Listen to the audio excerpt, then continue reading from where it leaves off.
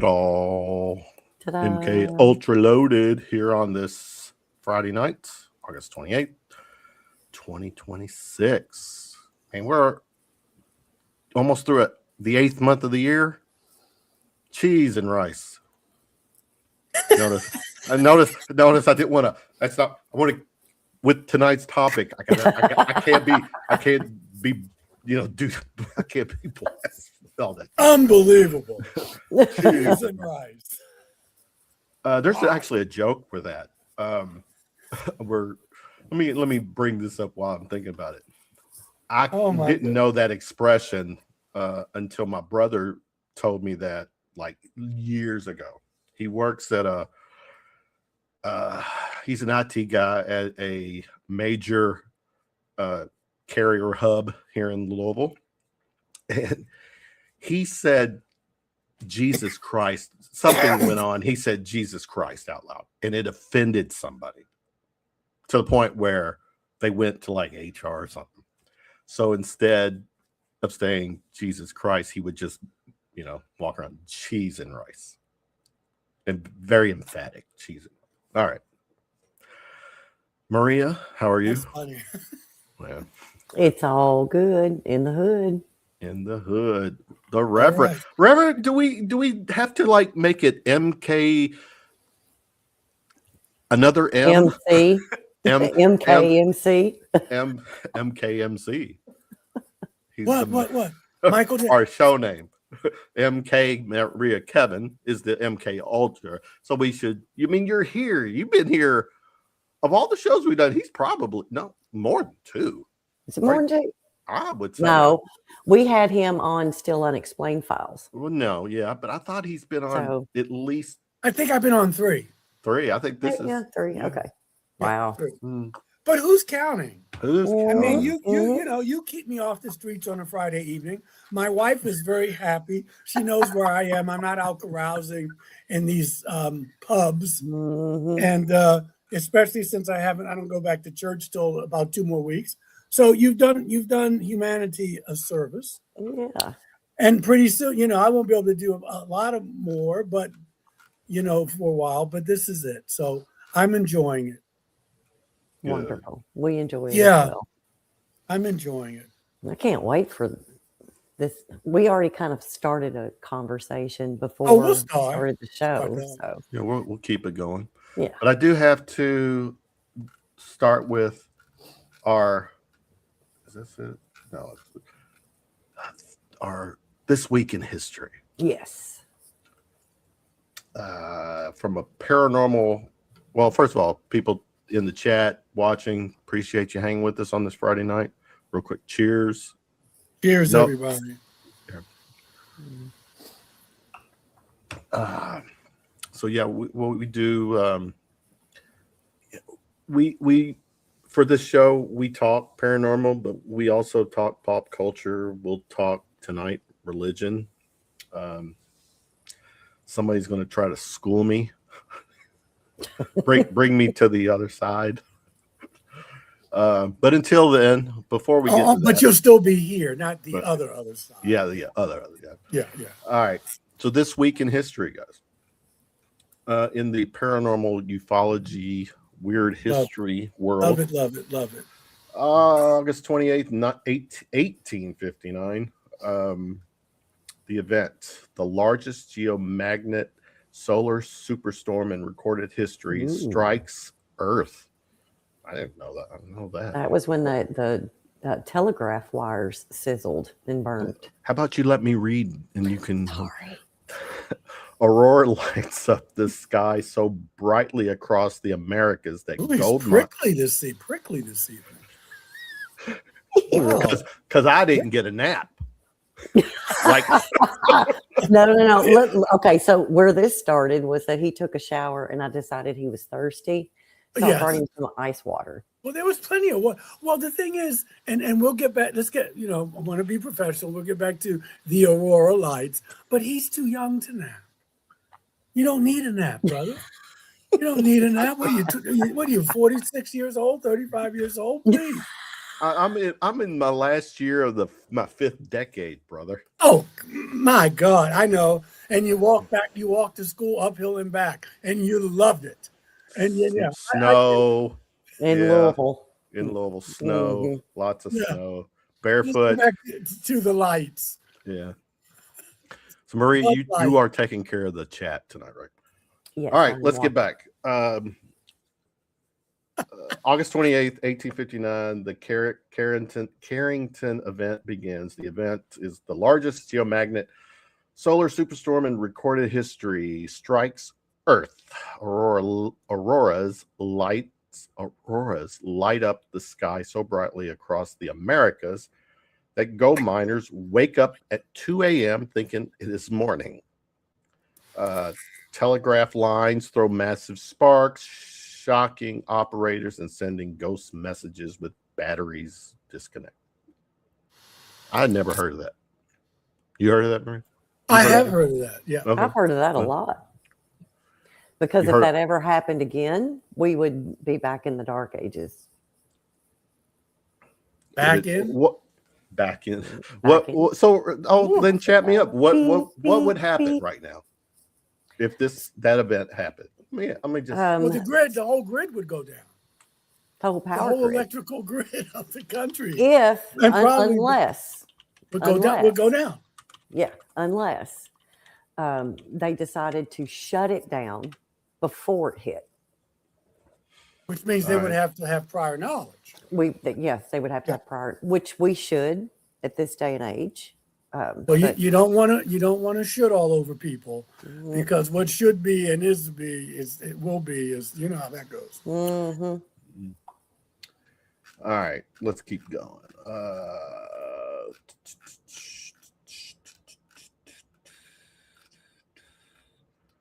August 25th, 1835. Jeez. That was a great year, I got to tell you. I remember that. I mean, I was what, 21 then. Yeah, there you go. Driving. Not driving. You were what? Riding a horse? No, I was driving. He's driving a horse. Driving. The Great Moon Hoax takes flight. The event.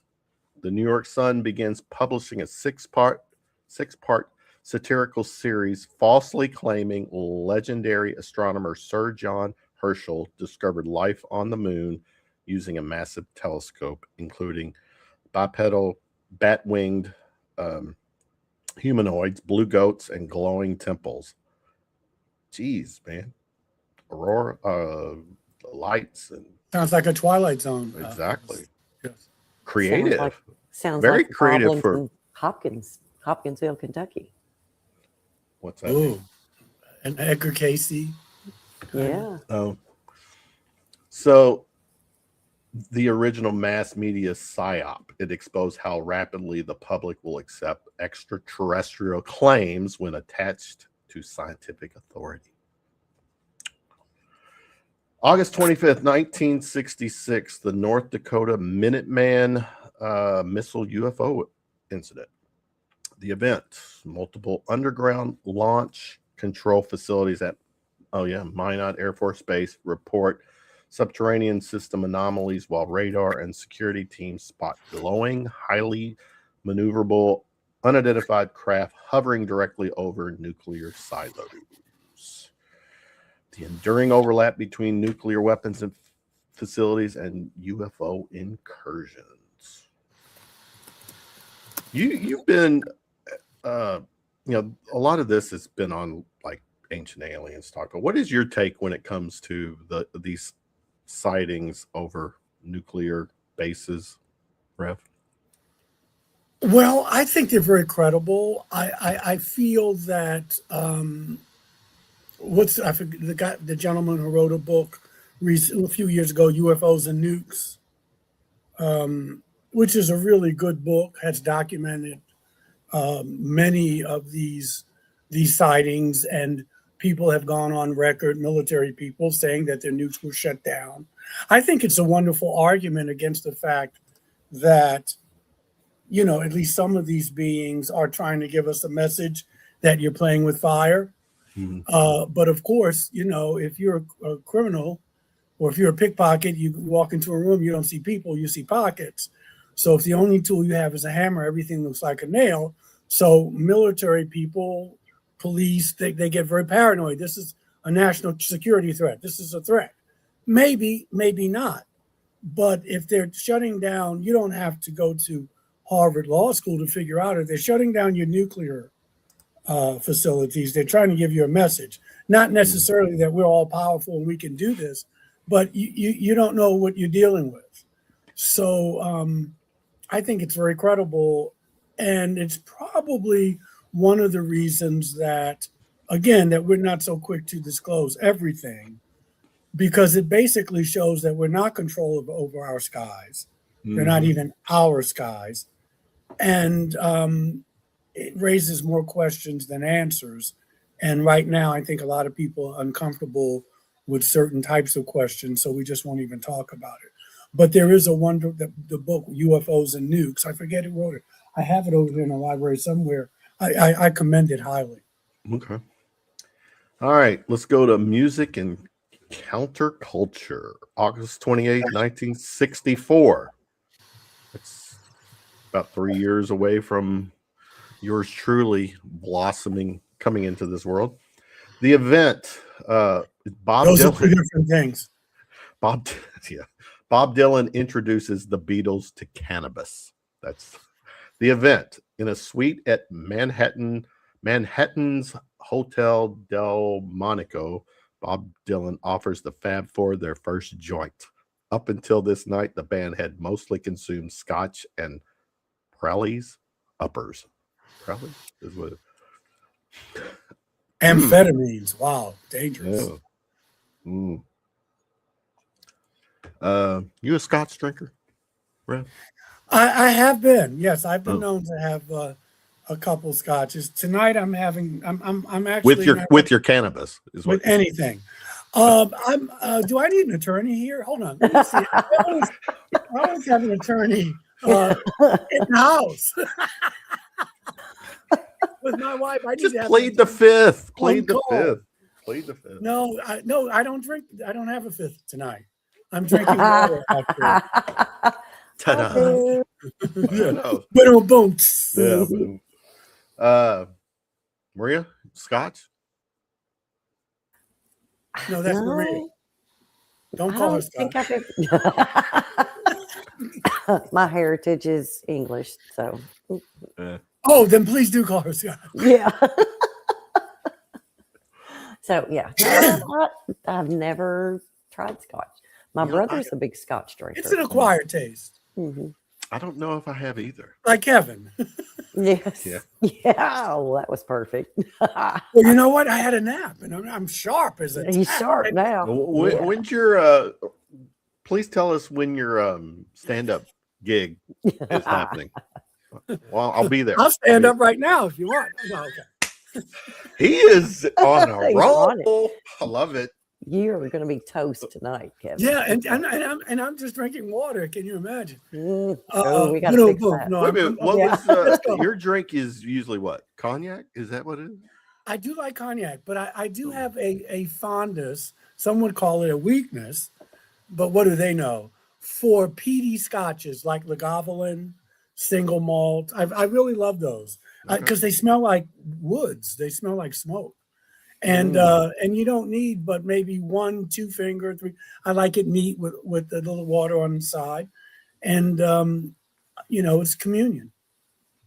With what, I don't know, but I'm having communion when I drink. Mm-hmm. The only reason I'm not drinking tonight is because I took that nap and probably would put me to sleep. Kevin, brother, I'm about 20 years older than you, so I can't keep up with you. So I have to nap before I come on. I have to say prayers and salutations. He can't keep up with me either. So Yeah, who are you praying to? Never mind. We'll get to that later. Wow. This man, hold on. Let me get the lawyer I was talking. Oh, geez. Geez. Gee. What was that one lawyer show? It was LA Law? no, it was Law a and judge. Order? Judge, Law not a and Order? lawyer, a judge show. A guy, older guy. It's been years. Judge Mathis? Brown? Wappler, something like it. Oh, Judge, yeah, Whopper. Wappler, Whopper. Yeah. Oh my Lord. That's a long time. That was when those judge shows first Who's started. is it? coming Your out. Lord or our Lord? Oh my Lord! Oh, here we go. Okay. There. So, This judge sounds like a hanging judge. so if I say Judge Whopper. Lord, Kevin's always saying it's Lord Hale. So there you go. Yeah, Kevin's a sick man. Let's just put it out there. Kevin On needs August to be 28th, humble. he's a sick man. Judge Wapner. That's it. Wapner, Judge Wapner. Yeah. Mhm. What was his bailiff? Because his bailiff was like his sidekick. Come on, Ron. This is like 30 years ago. What's going on? What are you? Are you crazy? Oh, this is I'm this talking day in about history. something. We just got through talking about 1800s and 1960s. Well, So No. You brought that up for this segment of the show. I don't even know why I brought it up. Anyways, because you don't, the do rest not needed question an me attorney. this early in the show, please. It's only 20 after 10. He's sick. I know he was. Oh, that I know. narrow. That okay. That I know narrows he it was- down, Ron. He was black. That's all I know. All right. Well, that's a good step. That's He was yeah. black. That, That's well, number that one. narrows it down. They're all Mhm. black. They're all. Yeah. Boom. August 27th, 1965, Elvis meets the Beatles. The only time the two titans cross paths. The Beatles visit at his pure whatever home in Bel Air. After an awkward silence, Elvis famously breaks the ice by saying, "If you guys are just going to sit there and stare at me, I'm going to bed." They end up jamming around his white piano.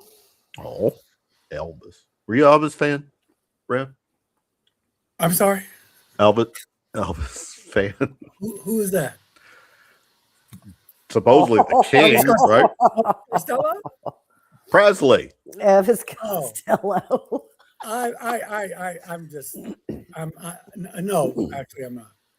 Oh, you're I like this Rev tonight. Yeah. Yeah. Yeah, I'm not an Elvis fan, but I not know either. he's a part of Almost. Americana, and he's He a is. sacred cow, and so I say nothing. Yeah. But I'm not an Elvis fan. I'm no. But can you do your hips like Elvis? Ask his wife when she comes Yeah, home. let's just Next. ask her. Yeah. All right. All right. August 29th, 1966. Why? I'll practice it, and next time I'm on the show, I'll do it. All right. Well, hold you to that.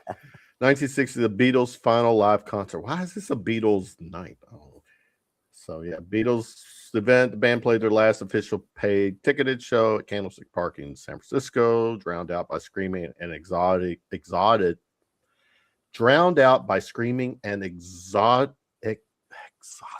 exhausted by death threats following John Lennon's "bigger than Jesus" quote. Lord, we're not even 21 minutes in the show yet, and he's already slurring. This is going to be great.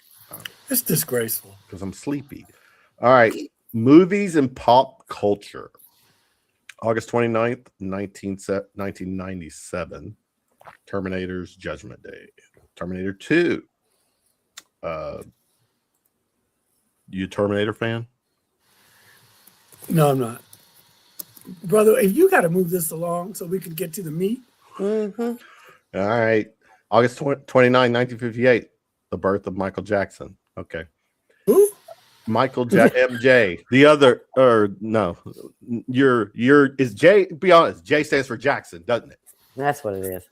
You know, you found me out. You found it out. Yes. Because Yes. he looks Because like a smooth yes. criminal from here. Oh, Mhm. I'm bad.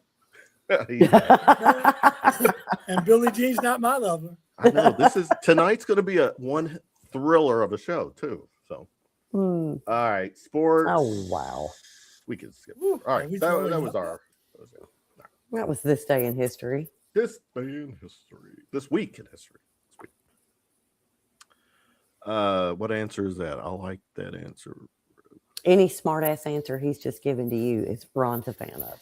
Just say. For the record, Rev, you are commenting in the private chat. Only the three of us see that. They don't see that. Oh. That's why it says private. Oh, you're mean spirited too. Okay. Oh, I- So well, you know, here's how I do it. I can't read, and so I just missed it. But it does say private chat at the top. So you're right. I'm sorry. So whenever I'm in like doing a Oh, private where chat, should I be? Go to comments?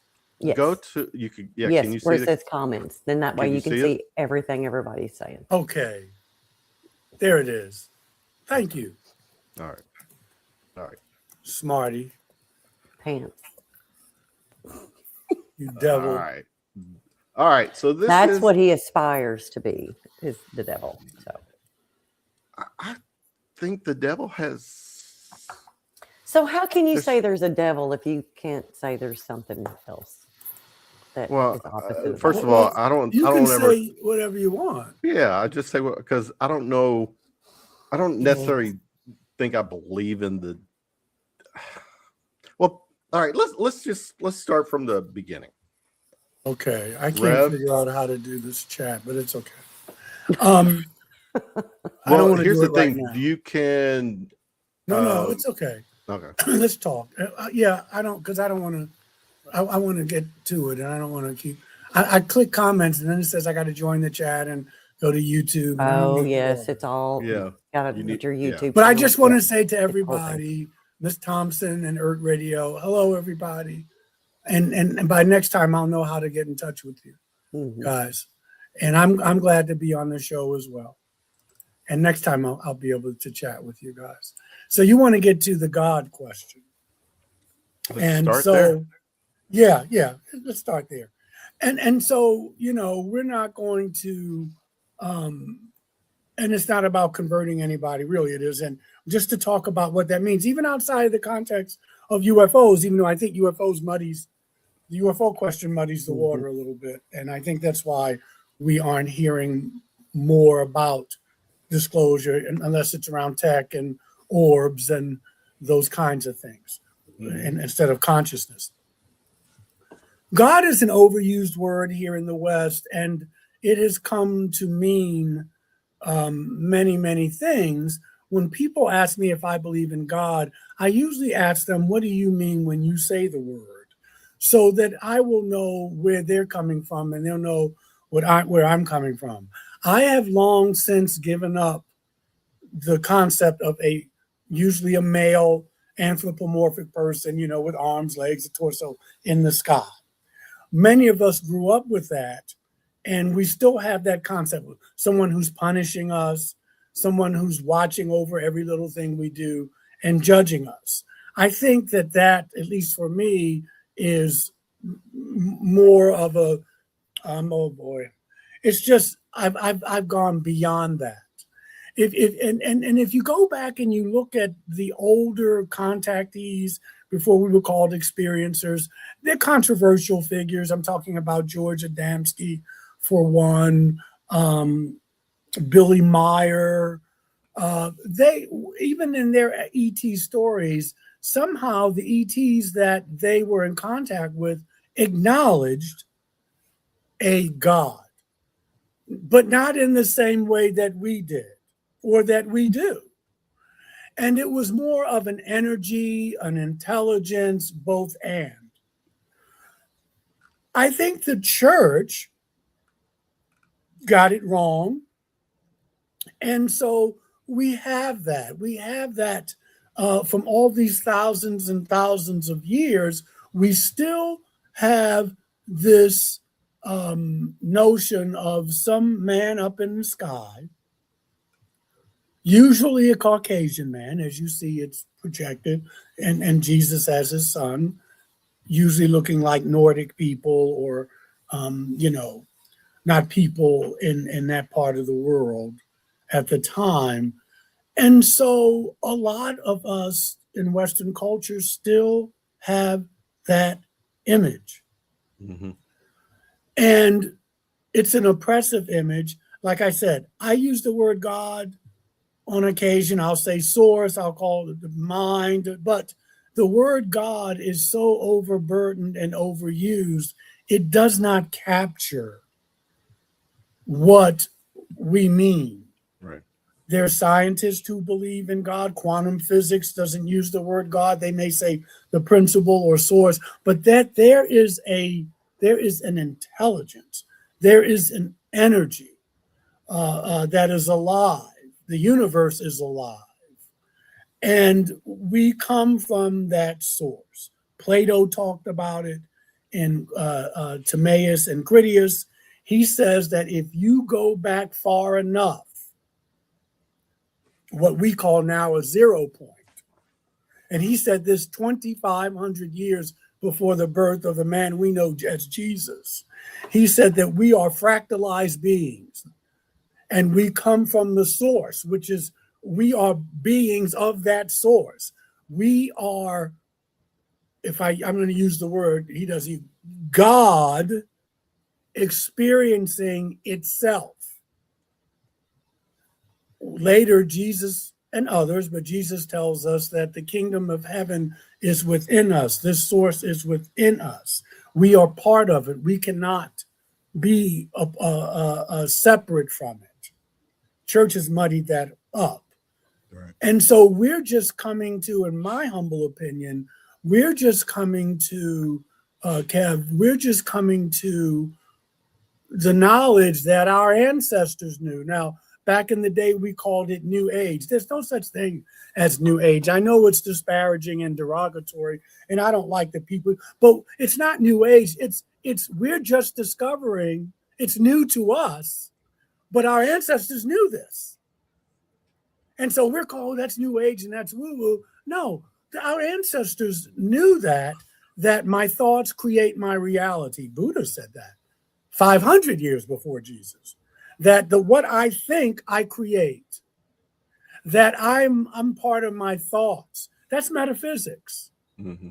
That's metaphysics. And you don't have to believe in a God as someone up in the sky judging you, throwing lightning bolts at you, punishing you. No, but that we are part of this energy. And in the end, we go back to it, that these bodies are containers or vessels or what have you, but they're not really who we are. Einstein says energy cannot be created or destroyed, only transformed. We are nothing if we are not energy. And so that's what I'm talking about when people say, Michael, do you believe in a God? I will say, yeah, but probably not the same one you believe in. I do not believe in the God of the Bible because I believe that God is an extraterrestrial. And it's not a very godlike person.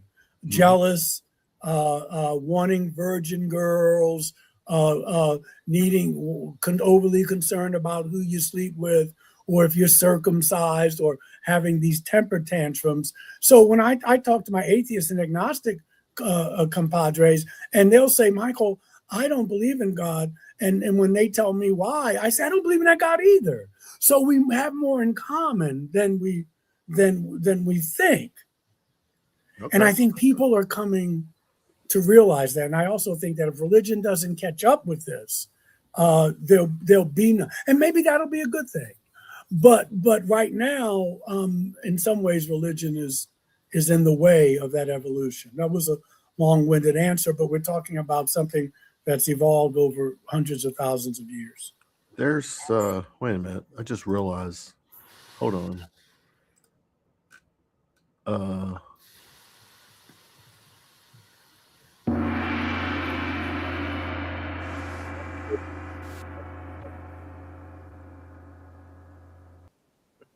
I heard the sound effect, but it blocked what you said. You hear that? Yep, I can hear that. Okay. All right. So let me bring up some. He's a smart person. He's a smarty pants. Yes, he is. He will be humbled. Don't worry. I don't know. Come on, put me in my place if needed. And you know, we're good. We're not trying. We're not. And there's, I'm still at this ripe age of 59, willing to still learn, willing to, be convinced. Now, all right. Well, let's go with some of my talking points, and then we'll just keep this going. So the nature of belief and evidence, to me, the burden of proof. From an agnostic viewpoint, withholding Yes. belief isn't necessarily a claim that God does not exist, but rather that evidence is insufficient. So how does a minister distinguish between deep personal / spiritual certainty and objective truth? I don't think they necessarily have to be they're that exclusive. You know, if I, you know, luckily in my church, I just, as a Unitarian Universalist, there are people there who don't believe in God. Or at least they say they don't. Mm-hmm. And I don't think that there's a hierarchy. Listen, many of the atrocities, and Pope Francis said this, that what happened in the world are from people who were religious, or from people who did believe in a God. And look, and history is littered with the corpses, literally, of those people who were killing people out of righteousness. That, you know, but I don't think absence of evidence is evidence of absence. But I don't think you can convince people, and I don't think that's my job to convince people. Mm-mm. You know, I really don't. That's the kind of church that I have too. I mean, because what it really boils down to, Kevin, is this. It doesn't matter whether you believe in a God or not.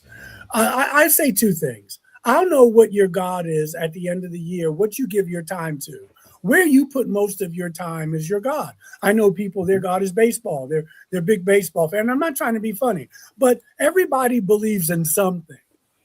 And so what you want to know what you believe in at the end of the year, see what you've given most of your time to. That's number one.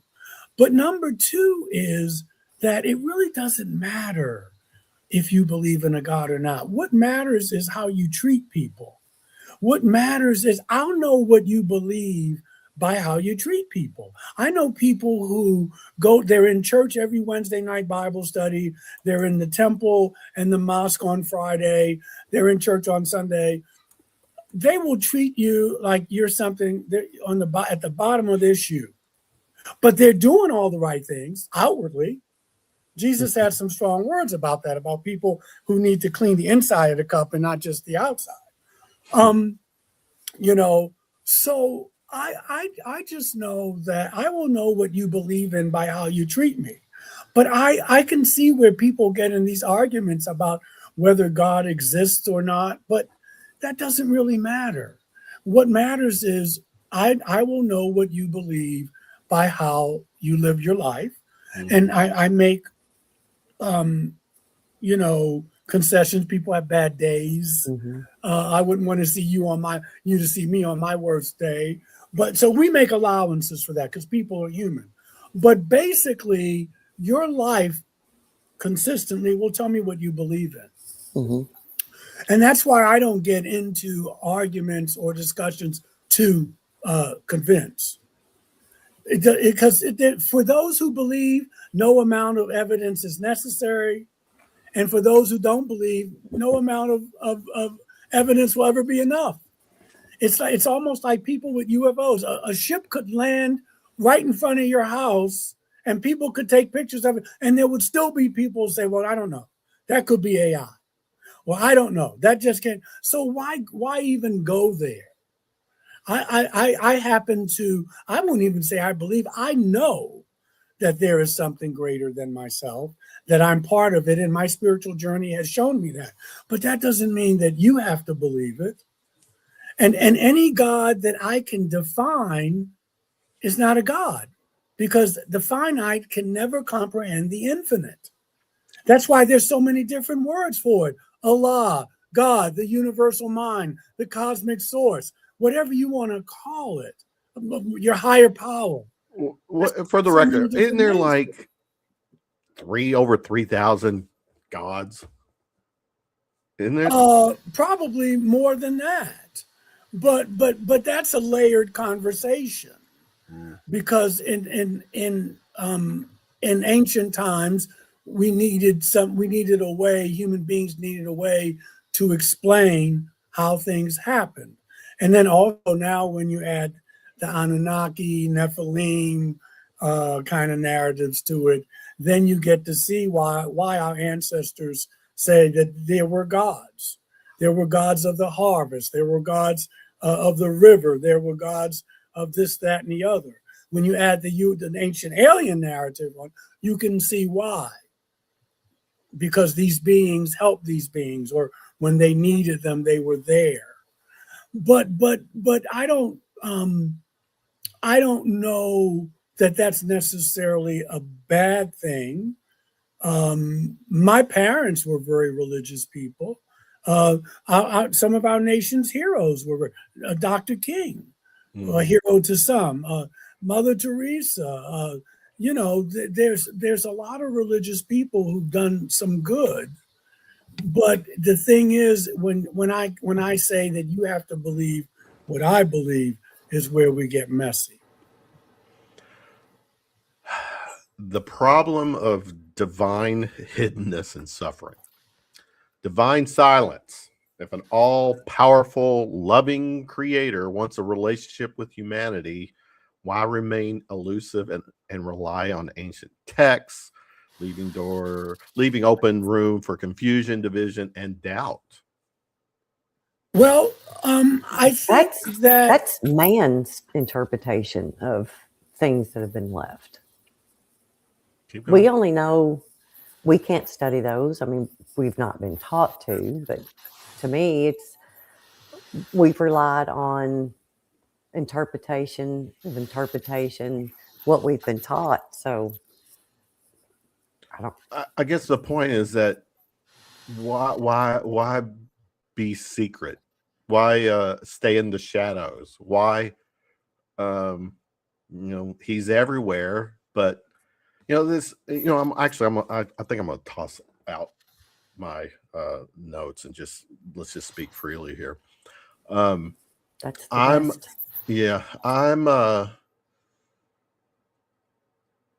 I'm of a belief that there is no such thing as a loving God. If there is some God or higher power, he's neutral. It's neutral. And this is where I lose my damn mind with people, who worship God, believe in God, whatever. That when something good happens, God is good. Something good in their life happens. They're on social media. God is so good. God is good, right? Yes. Yeah, but when freaking natural disasters happen, he's moving in mysterious ways. That here's you can't. I mean, that's such a cop out. And then they say, they bring up free will. If and they play that free will card. But if it's free will, then what you did, what happened, what you did that was good was your own doing. It had nothing to do with God. I struggle with, organized religion and, let's tackle those three things. Go ahead. Go. Well, because they're all intertwined. First of all, again, I know what you mean. Believe me, because it used to trigger me, and it does to a degree. I have someone in my family like that who I love very dearly. It's people, Kevin, are at different stages of evolution. So we can touch on this, but we're not going to get into it tonight. But I would also ask, why does it bother you so much? If you don't believe in it, what is it? It's rhetorical. But you have to, self-reflection, why? Because what I don't care about doesn't bother me that much. If that's the way they want to, let me finish my point. Because it is about why does it trigger you so much why does it, that's number one. Number two is we have been raised, and people are at different stages of evolution, with a kindergarten kind of narrative. It's almost like believing in Santa Claus, and then you're growing up and you can't let it go. That maybe. Wait a minute. There's no. I'm sorry. Go ahead. Maybe that this God figure is neutral, and by neutral, I don't mean, I believe that that God is love. I'm using those words. I follow the teachings of Jesus, and Jesus talked about a loving Father, a loving Creator. Okay. Now, I'm not saying you have to believe that, but I'm saying he caused a big stir, among other things, but he talked about that. The point is that, and this neutrality is an attractive thought, at least to me, but the neutrality for me is I can tap into it. I can sit there at my altar and meditate and go back to my source and connect with that energy. Okay. I get it when you say, wait a minute. I think part of the thing that triggers is you're giving your power away, but that's their business. I don't get angry over it because, you have to ask, do I want to be at peace or do I want to be right? And religious people and non-religious people, they get into these arguments because they want to be right. But when you become a little more peaceful, when you tap into whatever that is, you don't have to be right. And so that's why I was saying, maybe you want to look at why is this upsetting me so? Mm. Why is this upsetting me so? But to answer your question as much as I can, yeah, I've evolved. I like to think it's evolved that there's no God watching me and what have you, but there's a source that I come from.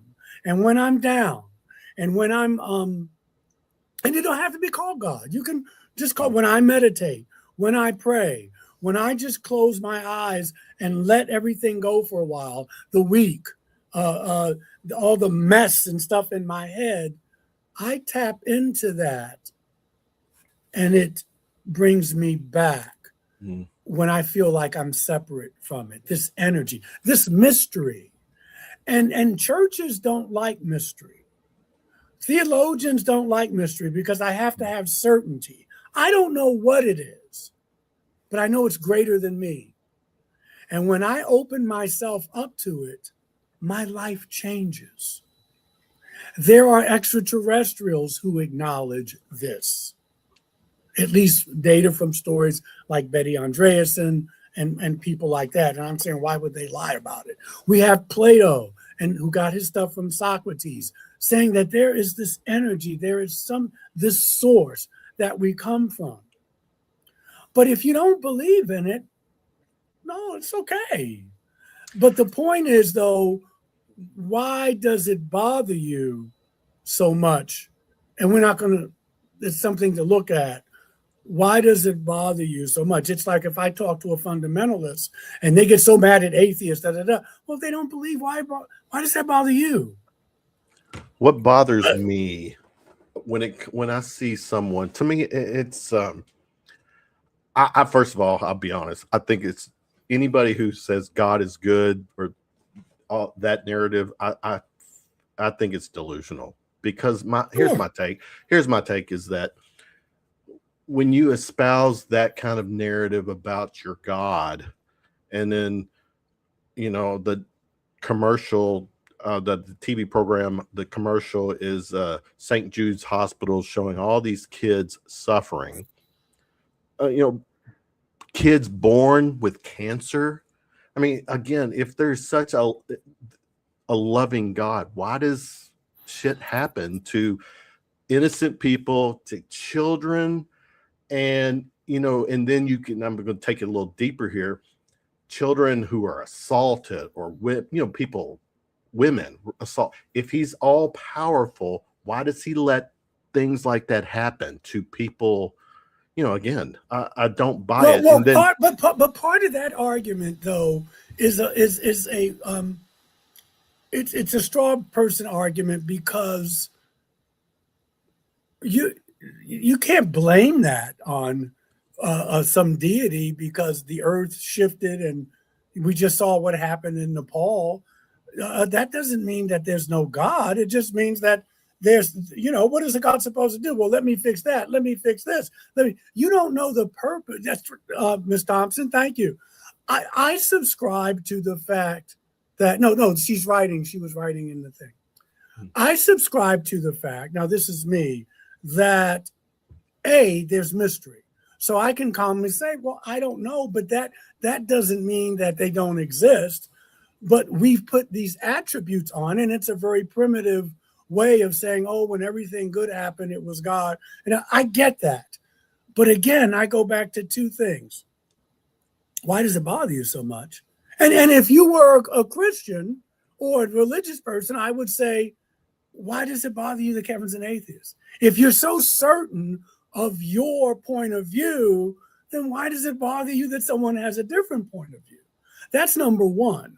Number two is, if it's a neutral thing, earthquakes happen, pole shifts happen, wars happen. This has been going on since time. But am I supposed to blame God? And what's the biggest cause of wars?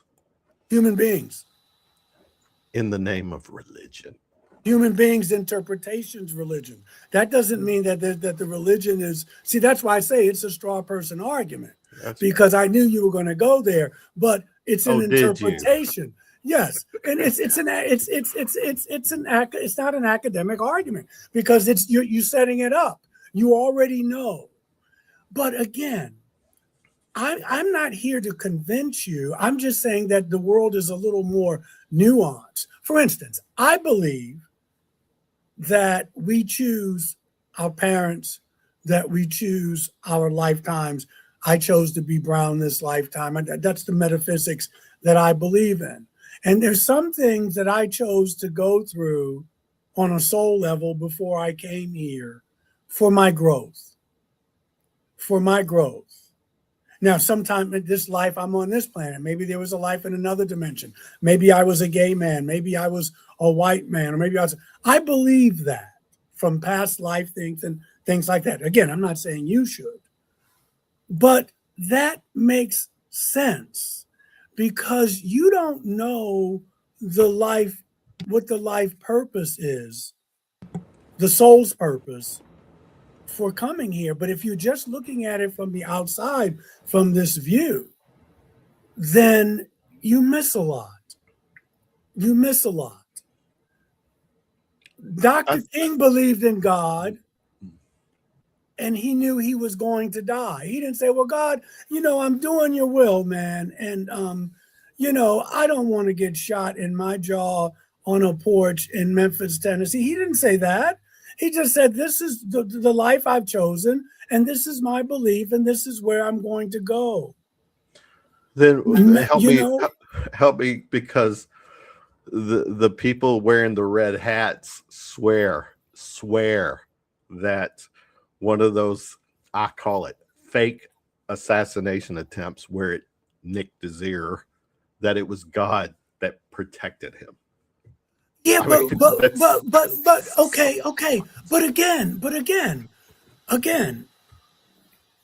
so what? Why does that bother you so much? Why does it bother? No, hear me out. Because you get mad with. I'm not mad. No, mad's not the right word. You get triggered when someone who says they believe in God has this certainty. But you seem to be certain that it's not true. So we jumped from, I thought, an intelligent conversation, but now we're to geopolitical stuff. If a MAGA person believes that, so what? Let them believe that. But say that out. I mean, say that out loud. What they believe, and then really. So how are? But what does that? But what does it matter? What does it matter to you? What does it matter? To me, it just reassures my take that it's just delusional. People are very delusional. Those are two different things. People are very delusional, and the belief in God is very delusional. Those are two different things. But again, again, I would look at myself and go, why am I so upset about this person's lifestyle? Because whether you believe in God, let's say you don't believe in God, but don't people have a freedom, and it is free will. They have a freedom to be pardon me, that's their life. And if they want to be foolish, they have a right to do that. So why can't you accept that? Okay, so I'm going to throw this in. Mm-hmm.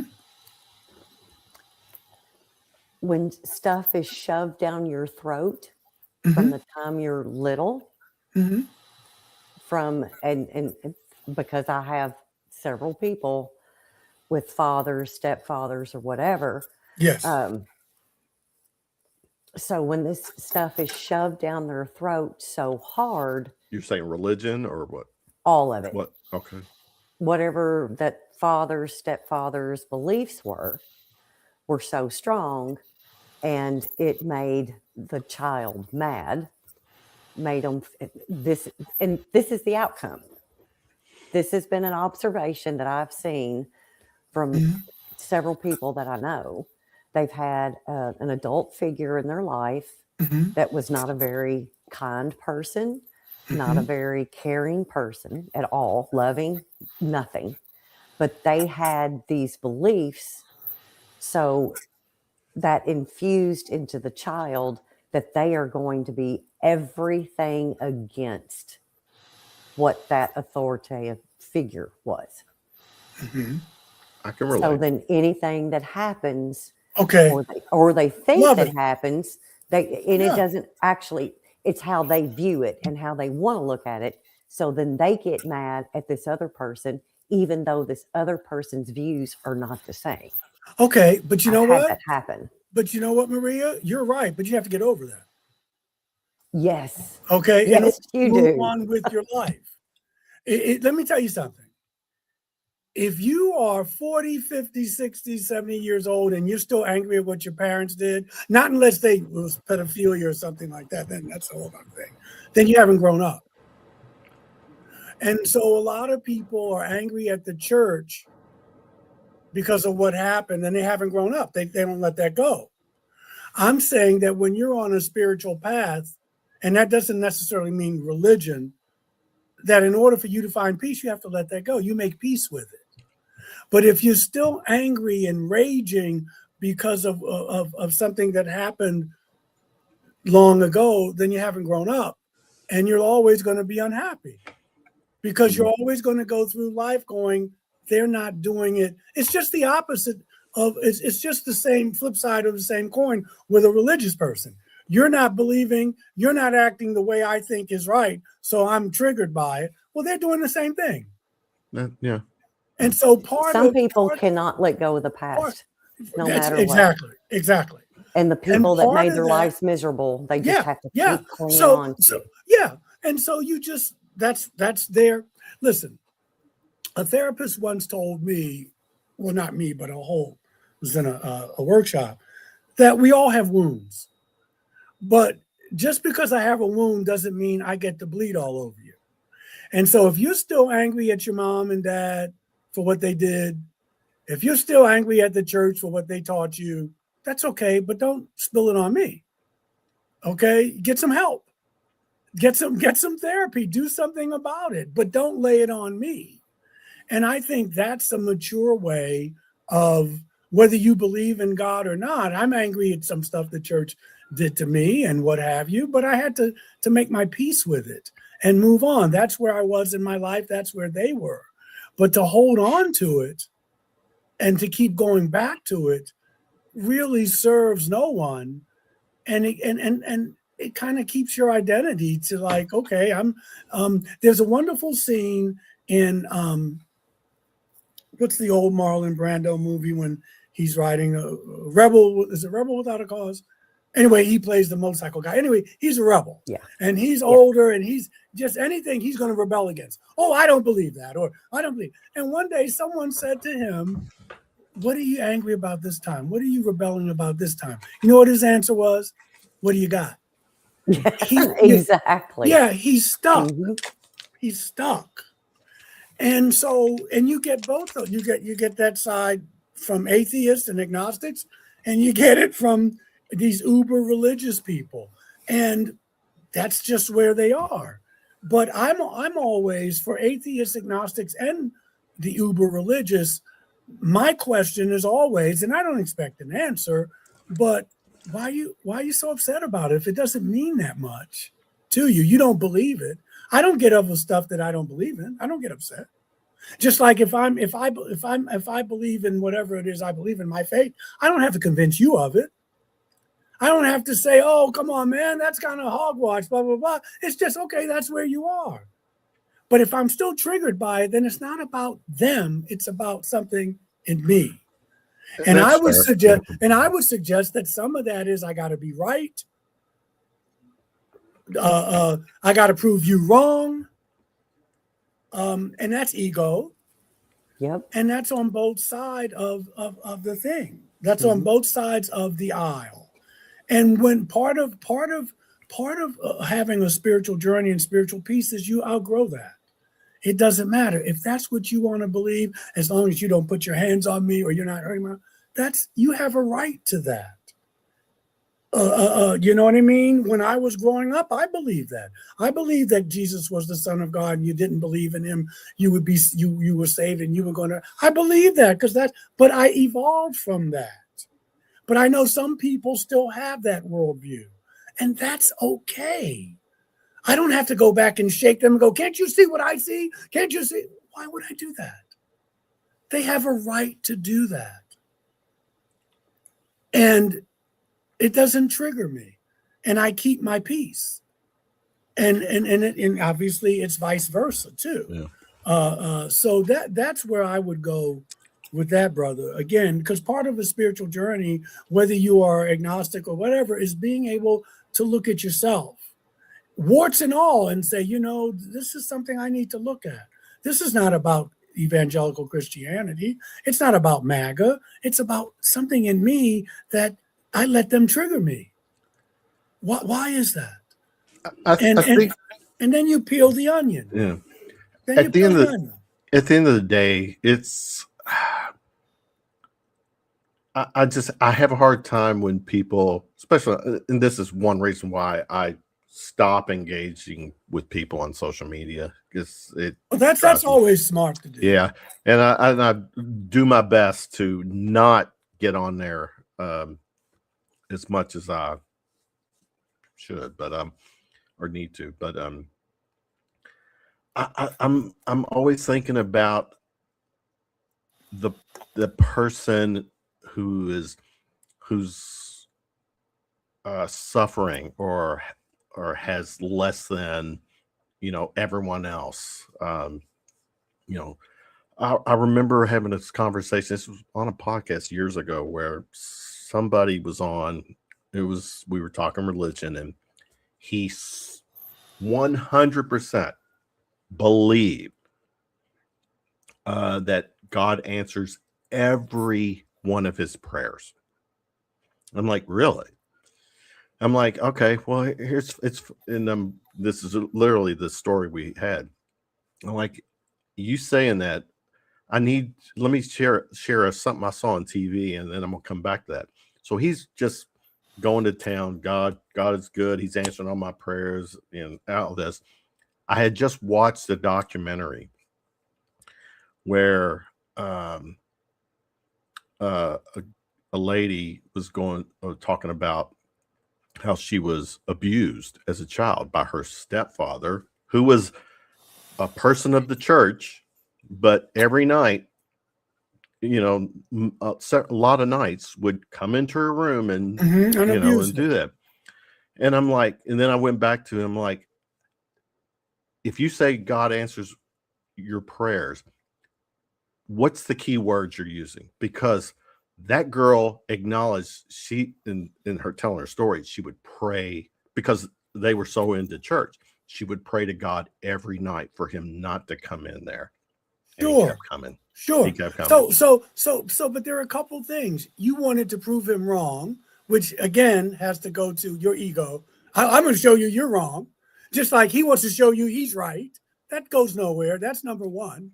Number two, if you go and read the gospel stories, Jesus says, I think it's in Matthew, that the poor you will have with you always.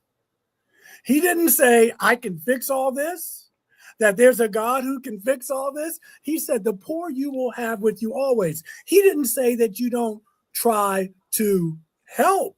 Your hair looked good. That he doesn't say that. Marco, what about Rebs?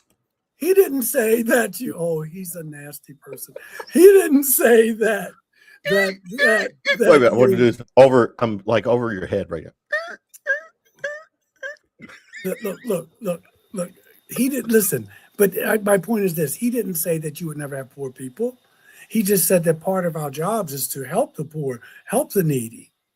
But again, that's unrealistic. And maybe God does answer his prayers. But this thing, you can't say he doesn't. But just because something happened down the street. But I asked him one of my follow-up questions: do you have health insurance? Mm-hmm. Yeah. Why do you need health insurance? Pray to God. He'll answer your prayer. But see, what is it in you that you get off on that? And all I'm saying is it's cool, but I'm just saying that you'll never be at peace when your main objective is to prove someone wrong because you don't agree with them. But you'll get mad when they do it, but you don't realize you're doing the same thing. So for the record, it's an a moment thing because it doesn't matter. I don't lose sleep. I don't lose sleep. I don't go to bed. I don't beat up my pillow. No, I do not lose sleep. But I can't lose sleep because I take sleep meds. No, and I don't beat up my pillow. That's not. It doesn't matter. The issue is, what is it in you tonight? What is it in you that you have to? What is the anger in you that you have to? Basically, I'm going to punch a hole in what you believe just so I can be right because that's what it sounds like. That's what it sounds like. I'm thinking about the people who are suffering. No, you're not, brother. You're thinking about that they don't believe what you believe. You have to be really arrogant to think that you're going to take on the suffering of 8-9 billion people. That's number one. Number two is I just gave you the example of someone who kind of changed history, Jesus of Nazareth, who says, he never said I can go and fix all this. So you may be telling yourself that I'm being selfless, but really, and I get it because I've been there, but I get it that no, there's something in you that is unresolved and is angry, and you're gonna prove someone wrong. And I'm just saying, brother, because I love you, that you at 59, you're closer to the end of your walk than the beginning, and you're gonna be angry for like the rest of your life. And I'm just saying that. Get off my lawn. On August 28th at 11:06, you can make a decision that my girl keeps me grounded and level-headed, so she does. Yeah, but that's coming from outside. You're depending on someone else to navigate your inner life for you, and you can do that for the record. This doesn't like consume me 24/7 kind of thing. I just it's something that I see something that okay. Anyway, I'm done preaching that. I'll ask you in 5 years, God willing, how's that working for you?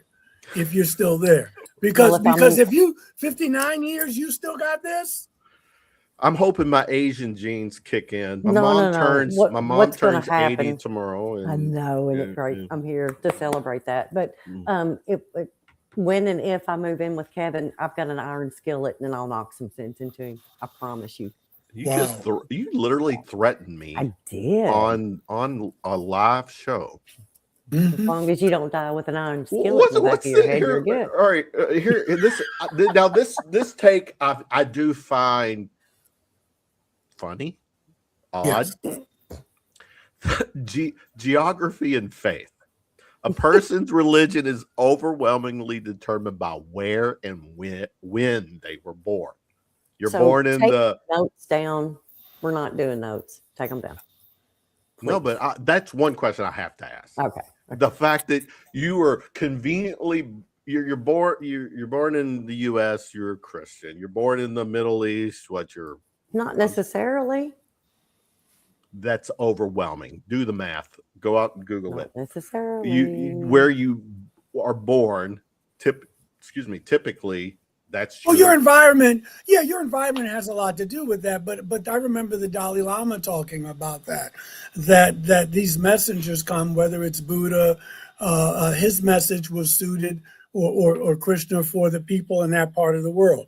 Muhammad's message, coming from a source, was suited for that. So that can explain some of that. And of course, your environment surrounds you and it influences you, but it doesn't define you.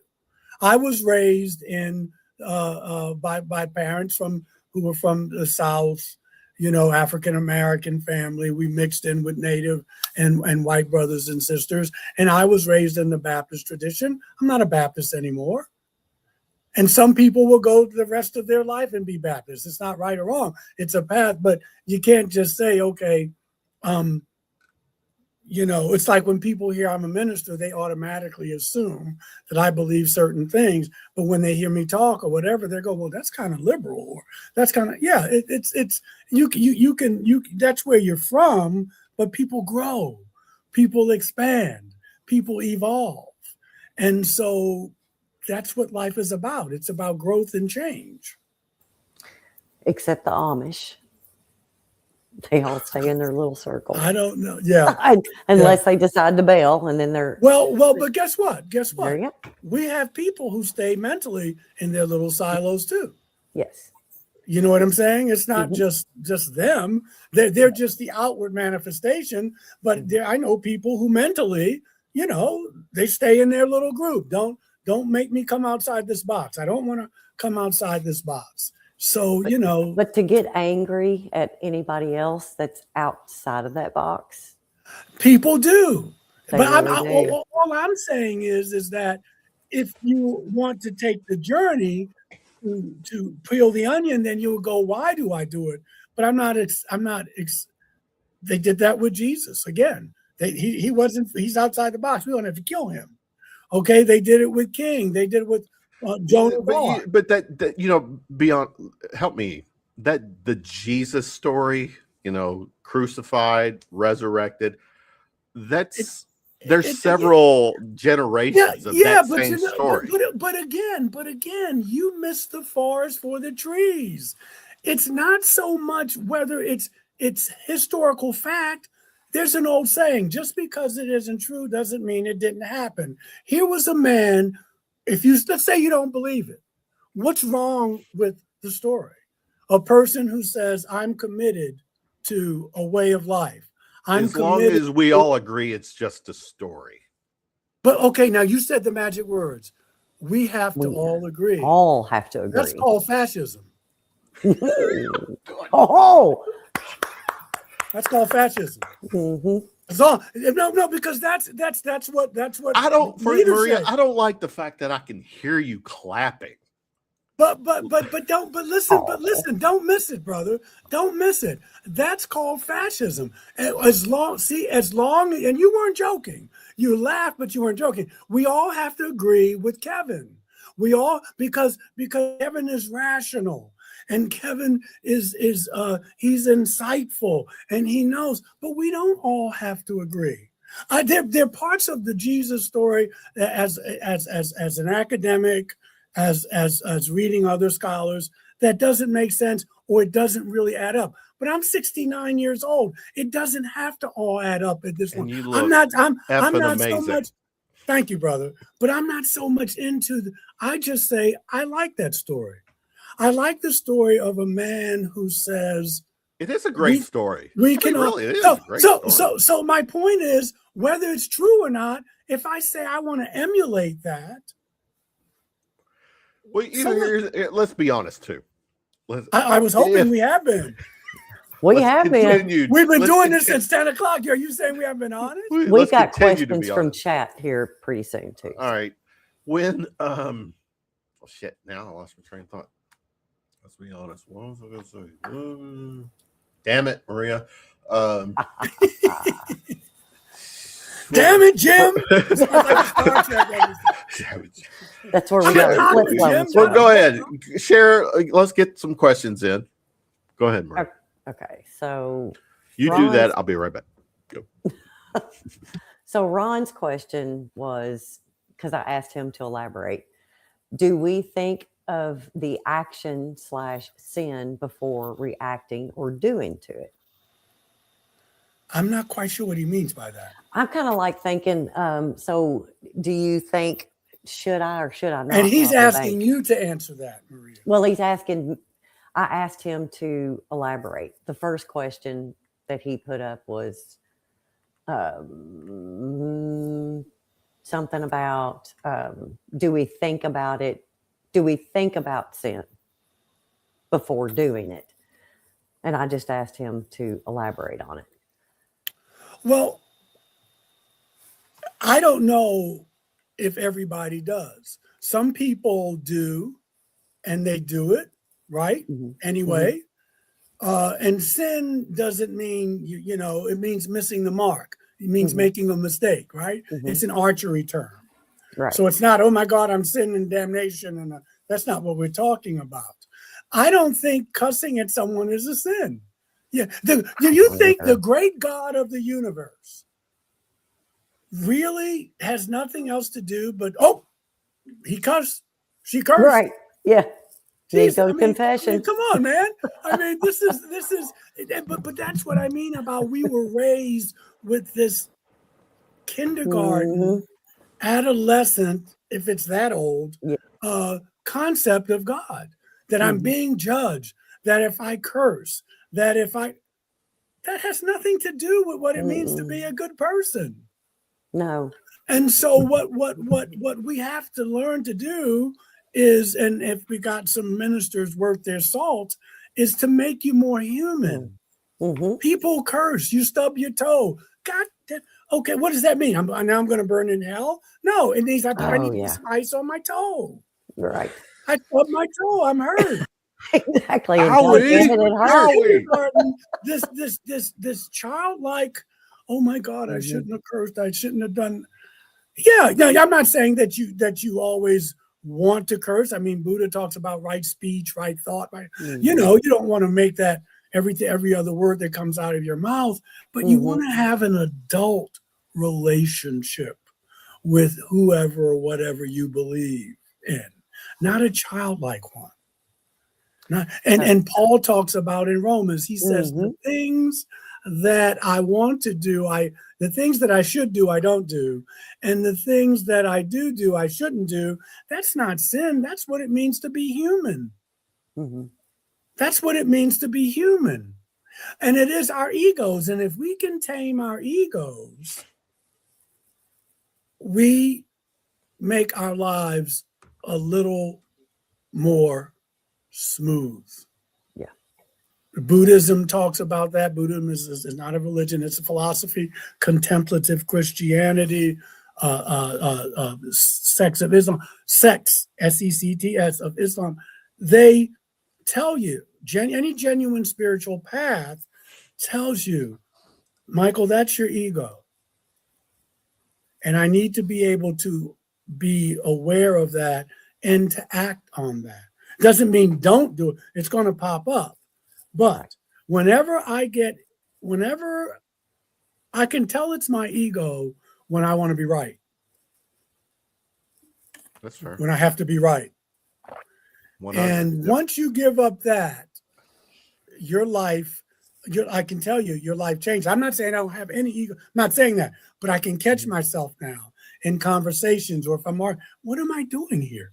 Why am I wasting all this energy? Is this because I want to be right? Yeah. And that's the key, whether you're talking about geopolitics, whether you're talking about religion or spirituality, my relationship with my wife or my kid. When I want to be right, I'm usually wrong, but I'm coming from a place of ego. I've got another question from Tara. The firmament at least according to Genesis, is the earth. It's the earth. And so when we hear in Genesis, the Genesis story about the firmament, to me, that's an extraterrestrial story. Now, you can find that story in other, in the Mesopotamian text, Tara, but when they say, the Lord is separating the land, the water from the land, that's called terraforming. I separate the salt water from the land, and the land's over here. So that tells me that there was probably some type of flood or cataclysm. And so we're starting over. So I need to separate. This is the dry land. This is the ocean. Those are the hints in Genesis that there's, because when you read Genesis and they talk about the firmament, but when you read Genesis, what's already there? The earth is already there. It wasn't created. You can't terraform if there's no planet. So if you unpack that, you'll see that that's the beginning of the Genesis story, because there have been many floods. It's not just Noah's flood. There have been many floods. The earth has flipped its axis, according to Edgar Cayce and others. There are earthquakes. The continents were closer together, which can probably account for why you may find a Viking coin over here in Egypt or in America. The earth was not like it is now. The continents were not like they are now. So those are little clues. I'm not an archaeologist, but that's the beginning of the story. Plato says every 5,000 years we have a cataclysm, and that the gods come down. The gods, small gs, was it? Yes, the firmament is above the earth, but you can't tell if you look. If I look on the horizon, like at twilight, I see a firmament, and I also see the sky. That's dusk and dawn. So if you see that, but then you have water being separated, that's what that story is telling you. I've shared this on podcasts and in life itself. For me, and a lot of people do think this or have these same questions. My three greatest questions in my life: is there a God? We're still TBD. Are we alone in the universe? TBD. What happens when we die?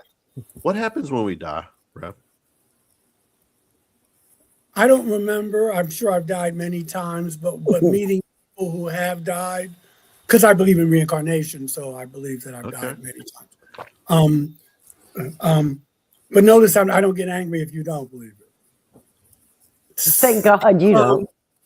If I could put my hand through the camera and just grab the top of his head, I just want to touch the top of his head. Notice I'm not angry because but my point being, but meeting people who have died, and just for Tara Thompson, I hope that makes sense. It is above the earth. I just want to get to go. But if I look at the firmament at dusk, you see the firmament, right? You see the sky and dust. But it's above the earth. They're talking about that the Lord, or the ship, I say, hovered above that and started separating the dry land from the wood. That's what I mean.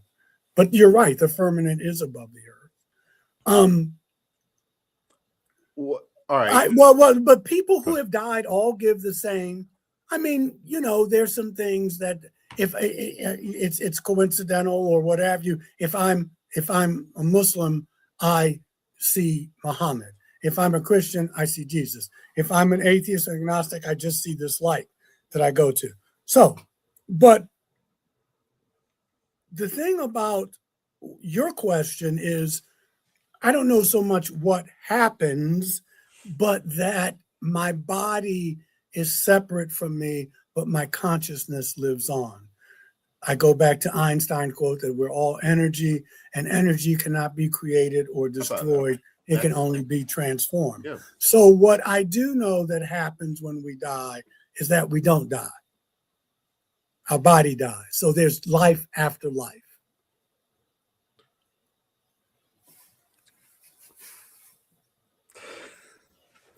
And we get to pick which life we want to come to. Oh, really? Oh, and you picked me, Hal. Oh. Hell yeah. Hell yeah. Hell yeah. What? Damn it. I keep having these getting ready and you throwing curveballs at me and I'm missing.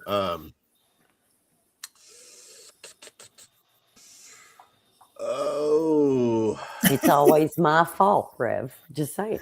Yes, that's a man thing. I do that with my wife. Knowing, does Michael? Do you think about the sin before you do it? And I'm not, and it's not a sin. But yeah, I would tell my wife that's her fault, knowing it's mine. But and she knows, and she's and so I've already, I whatever. thought about it before I tell her. But it's my fault. But you know. I do. As you were saying, Kev. What is the true impact of religion when? Because I'm confident this is going to happen in our lifetime when disclosure does happen, and it's a great question. Aliens are here, have been here. What really? Seriously, from you, what does that? What does it? How does that impact religion? And I think the biggest thing. Well, there'll be some religions who'll be okay with it, and I'll talk about that in a minute. I think it will force us to rethink what God is. It will humble us because we've always thought we were the highest people on the food chain. But what it will do is to make us have this conversation collectively. Maybe we have this God in a box, and that we're going to have to rethink what does it mean to be a sentient being in the universe. And what you said, Kevin, even though I know it felt like we're ganging up on you, and that's not what I meant. I think there's a neutrality. If there's any truth said tonight, that was it. Yeah, y'all have been ganging up. Well, you kind of left yourself open to it, but I'm really because I'm doing this for the show. Because well, there's no business like show business, is it? No, because you said something very, and you do a lot, but you said something that's very interesting. Now, for my Christian fundamentalist friends, they're going to say, "Well, no, that's blasphemy, Michael." Blah blah blah.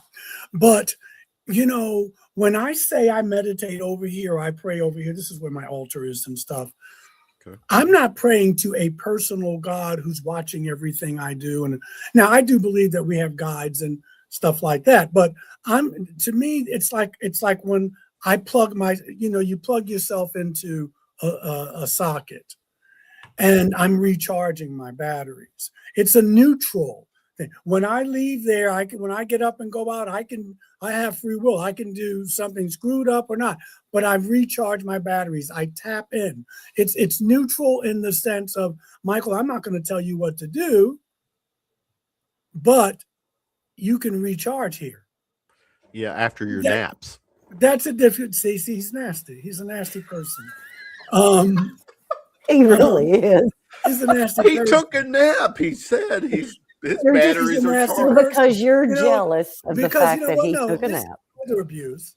This is elder abuse, and it's really distasteful. You're bigger than this, Kevin. We'll get him past it. But it's going to. And Christianity. Listen, getting back to your question, Catholicism will be okay because they make room for saints and other deities. Scientology will be okay. Okay, Hinduism will be okay. Will it? Hindu, really? Yeah, because they've always made this extraterrestrial question is not a big deal for them. They knew about the Anunnaki. They knew about the Vimanas and all that. All right. But the Christianity will have a problem.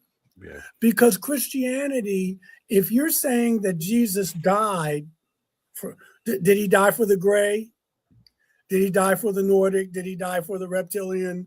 And if he didn't, does he have to go to those planets and be crucified all over again? Because you're saying this, and I'm not trying to be funny, but that's the doctrine, that Jesus died to save. So was his death, does he save all these other beings as well? And if your doctrine hangs on that, you got a lot of explaining to do. Mm-hmm. Good point. So Christianity is going to have, they're going to have to tweak some things. Amend. Yeah. Now, and that's where you're saying, Michael, they've been preaching this doctrine and it makes no sense. And it just irks me when people believe this nonsense. And I get it. And I do. But at some point, you just make peace with it. And I got to tell you, brother, I was raised with that. I believe that. I believe that. That's why when I'm living in a glass house, I can't throw stones. Because at one time, I believed it. I believe that if you didn't believe that Jesus Christ was your Lord and Savior, that you were going to burn in hell. And that he died for everybody. But then as I got older and I evolved, I just knew too many nice people, too many good people who were gay, who were straight, who were trans, who were rich, who were poor. And I'm saying, if God is love, because that's what you're saying, then this does, to barbecue somebody for eternity is a long time. How is that love?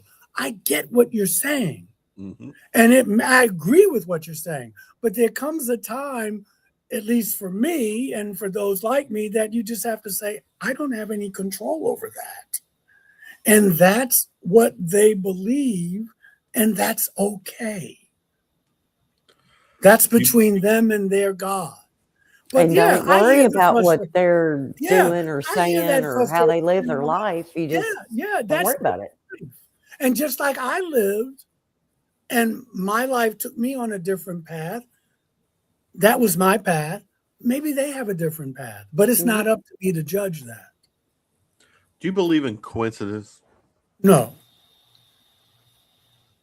I believe that, and I may not always know it, but that there's a synchronicity to life, and that if you're in tune, that you will pick up on those synchronicities. But I agree with Einstein. You know, he was quoted as saying, God does not play dice. There's no chance. There's a reason. You may not know it. And that's okay. There's a rhyme and reason. There is an order to the universe. Hear me out, because there was either ancient aliens, maybe it was the unexplained, where someone is renovating their basement and they knock down the wall, and what they discover is a tunnel system that is, to me, that's not a that person was meant to do that. Mm-hmm. Or you're walking along the beach or somewhere, and something is coming out of the ground that's been buried for hundreds of years, thousands of years.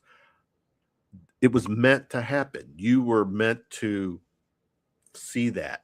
That's usually a snake or a python that's coming up to eat you, Kevin. But that was meant to happen when you were the walking anaconda. That was meant to happen. And the last thing you saw was anaconda. Yes. I like it. Let's move on. Well, you know, but I was thinking more of baby got back. I was thinking more of, and why was I clapping anyway? Well, I was thinking about get excited about back. What's that sound? Anyway, I was thinking of more of like let's say you and Maria are thinking about moving, and you're on the fence, but finally you make the decision to move. All of a sudden, maybe a book comes your way about a place you may want to move to, or someone says, hey, oh yeah, I know where that place is, or I know that someone's selling a home.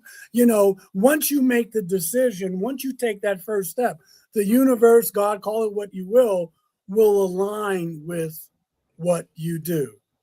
Mhm. I noticed that, I don't make a lot of money with my church. I mean, I knew that when I was going into ministry, and I grew up in a household of scarcity. We were always told we were broke or whatever. So I grew up with not abundance consciousness. I've had to work on that. But I noticed that whenever I give stuff away, things come back. It's just a law. Mm. And like the other day, and this is every time, I have my little charities and stuff. But I have there's some homeless people in the area. And no matter what, if I have $10, $15, whenever I give it away, even if I know, man, I'm kind of tight this week, something always happens. The other day, 2 days ago, I was down and there's some homeless people I kind of chat with, and I only had $15, but I gave away 10. Within a few hours, I got a Reiki client. You know what I mean? Hey man, I haven't been to Reiki. You got time this Friday?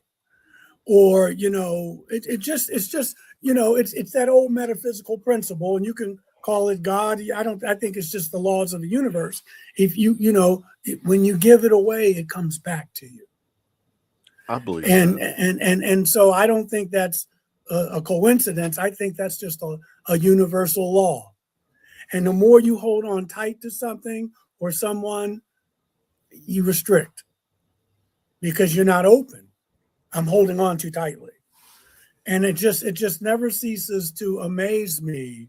I'll write out, I'll be in a financial thing and I'll write out a check to maybe Amnesty International or whatever.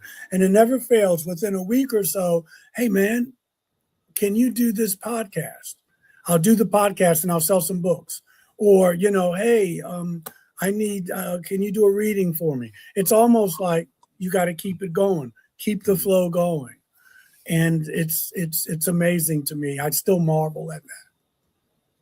Do you think if there was truly a God, that he would reach out to Elon or Bezos, like, guys, all those zeros after the decimal or before the decimal point, all those numbers before the decimal point, pay it forward. There's a lot of, you don't judge because you don't know what they do. Well, but they don't pay taxes for starters. Well, you don't know that. But have you looked at their budgets? But I think that's the whole thing, though, Maria. I mean, that no, the 1% don't pay the taxes. That's one of the issues. No, I get that, but it's like you don't know what. But his point is well taken. His point. He's saying that is a God touching them. I don't know. I don't think of God as a he or a sex and reaching out. But I do think this. And any spiritual path will tell you, when you have a lot of money, it's very difficult. It's not obviously not impossible, but it's very difficult to reach out because you're so much worried about what you have. That's not money. That's your attitude about money. So basically, when I hear that question is, do you think they have a conscience? Do you think and everybody has one, but do you listen to it? It's Jesus talks about many parables about not that money is bad, but how difficult it is when you get a lot of money to share your largesse because you're so worried about keeping it. That's why my point was, and someone will say, well, Michael, they got all this stuff and they don't give any money away, but there's a difference between having abundance and wealth. It's an attitude. You can have a scarcity consciousness and be wealthy, but you're unhealthy because you're always worried about it. If I date this one, they're dating me for my money. I can't be friends with them. Well, they really want to be friends with me, or they just really like my money. See, that's you can be wealthy and have that, but that's not abundance consciousness. It's a very frail wealth. We hear a lot of those stories from big rock stars and stuff like that. They have a posse that hangs out with them all the time, but the minute they hit rock bottom, everybody's gone. I think abundance is when you can do what you want to do at the time you want to do it. And you don't have to be a Rockefeller or Warren Buffett to do it.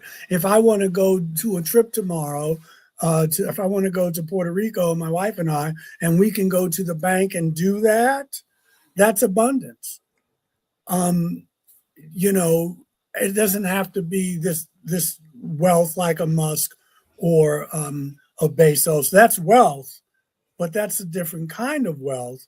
But most of us won't achieve that kind of wealth in this lifetime. But if I can do what I need to do with some relative ease, I'm a wealthy person. My health is part of that wealth. So, you know, it's all about a mindset, I think, as well. I mean, there are a lot of people who are prejudiced, for lack of a better word, against rich people because they think all rich people are greedy, no good, low down, you know, whatever. And there are a lot of wealthy people. I know a lot of wealthy people. They're quiet with it, but they're millionaires, but they share their largesse in the community, you know. They're patrons of the theater. They give to certain churches, and you would never know it. But they don't have the kind of wealth that Elon has, but they do have. Well, I have wealth, and you know, I don't make a lot of money, you know, but my daughter's going to Smith, one of the top, you know, in the country now. I have a wife. We help, but we can do what we want to do for the most part when we want to do it within a budget. But, you know, 3/4 of the world, I mean, look at Haiti. You're talking about you want to look at, you know, if I went to Haiti, they would look at me like I was LeBron James. 2 cars we got, a TV, you know, got my little Wi-Fi.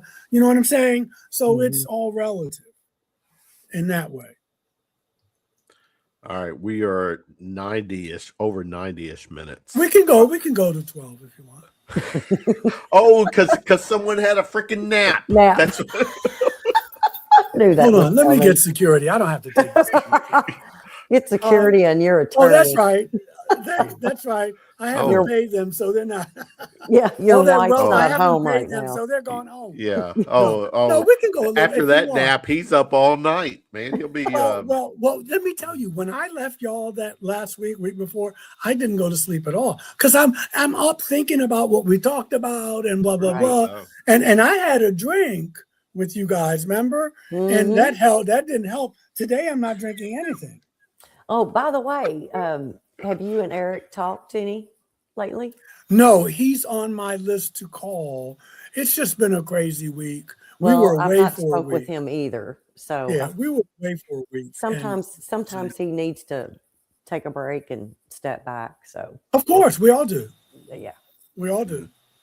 Yeah, but I'm sure our paths will cross.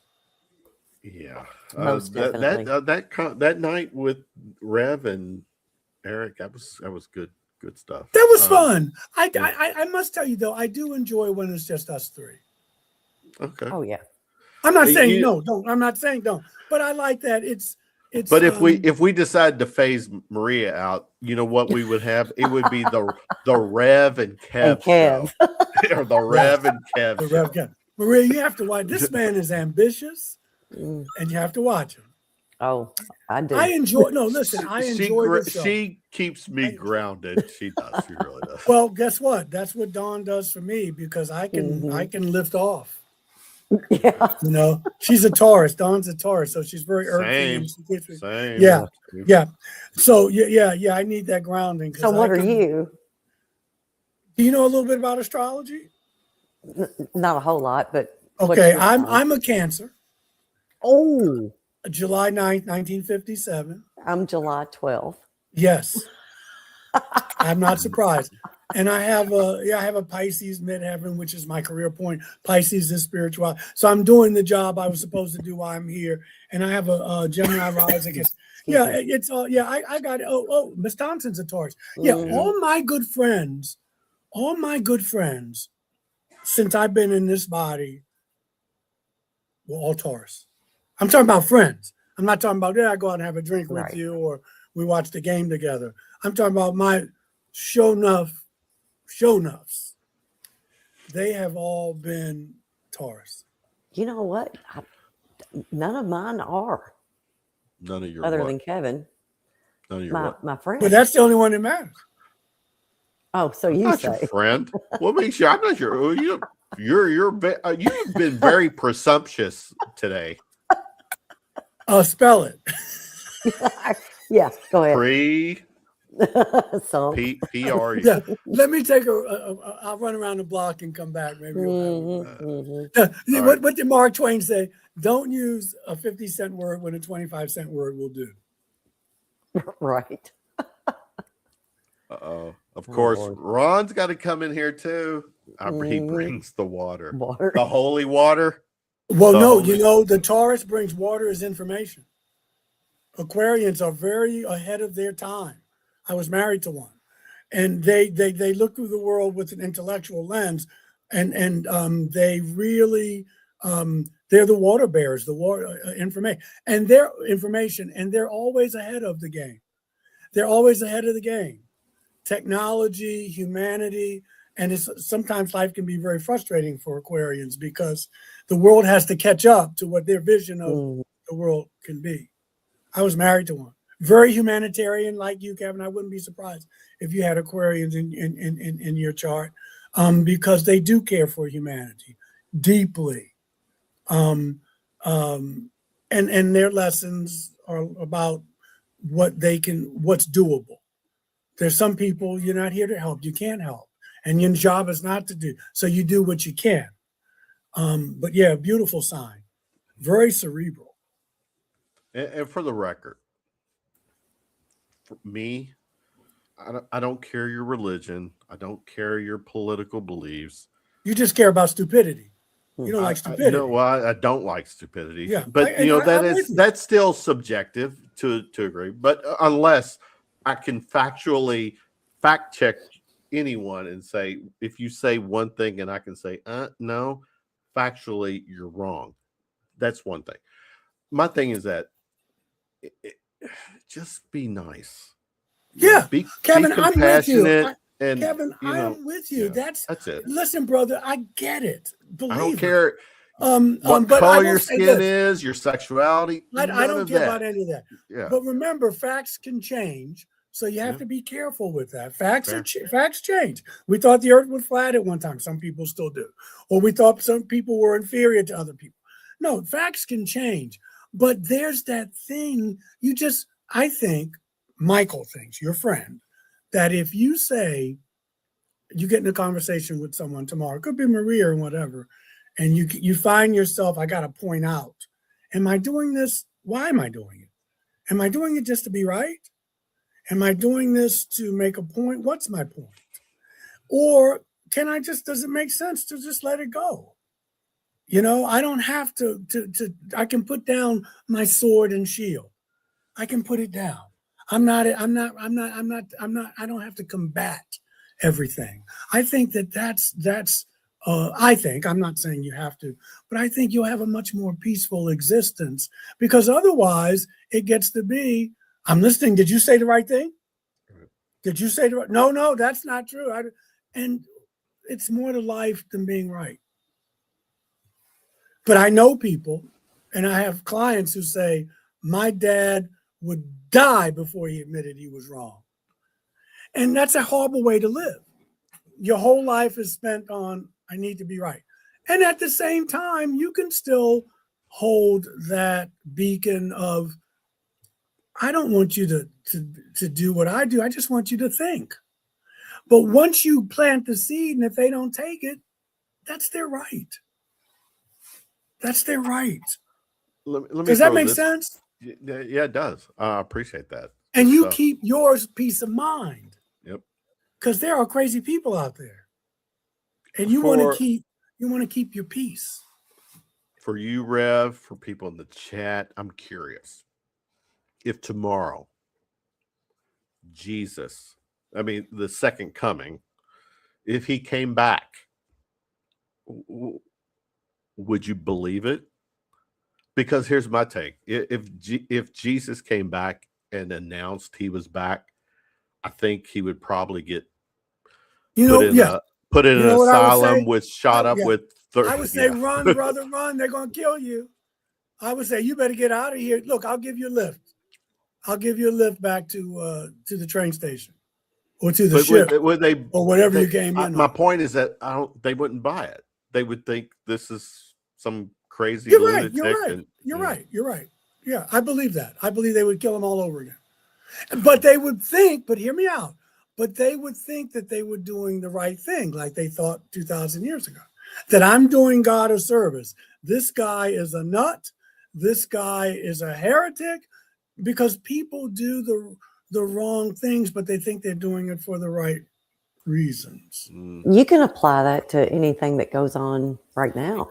No question. That's the lesson in the myth, because you don't believe the story, Kevin. Right. Yeah. But if and that's what's more important. What you can learn from the story. Yeah. And that's the beauty of the Bible. That's the beauty of these old narratives, because it lets you know that our ancestors were going through the same thing that we're going through now. They didn't have all the technology, but it's the same thing that we're going through now.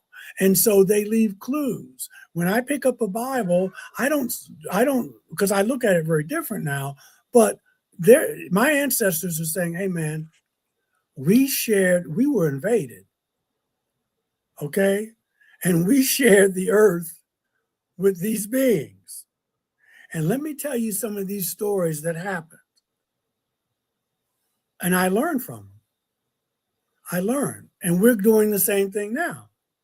But these Mesopotamian texts, the Anunnaki, they're telling us, look, we went through the same thing that y'all are going through now. These people just came here and they started hanging out.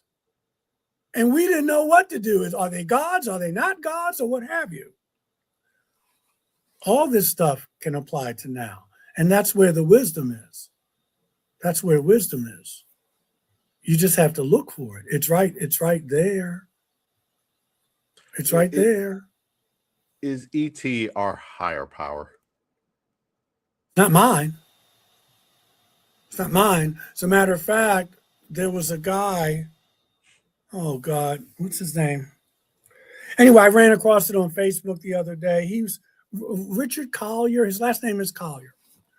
I think I said I was going to send you this. And it's a black and white, and you can see it's a long time ago, like the 80s, and he's got his hair in a shag, haircut and whatever. But he's in a classroom, and I don't know who did the video. And he's saying to the people in the class, he said, you can be awed by their technology.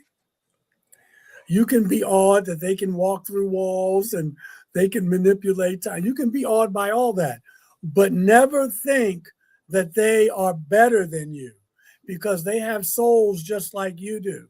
And they come from the same source that you come from, they come from. I thought that was so powerful and so necessary, because a lot of people give their power away.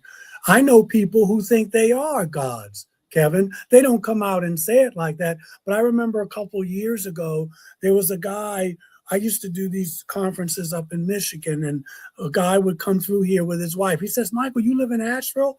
I always come through there once a year. And then he would come and take me to lunch. And one day, when Trump came in, he's not a big Trump fan. And he said to me, he said, boy, I can't. He said, what a mess we made of this country and this world. He said, I can't wait till the ETs come and fix all this. Well, see, that's an adolescent view of God. Clean up my mess that I made, but okay, he made them gods. They can fix all of it. Okay, now God, the ETs are God. They'll fix it. And I didn't challenge it because I didn't want to. I wanted to enjoy my lunch.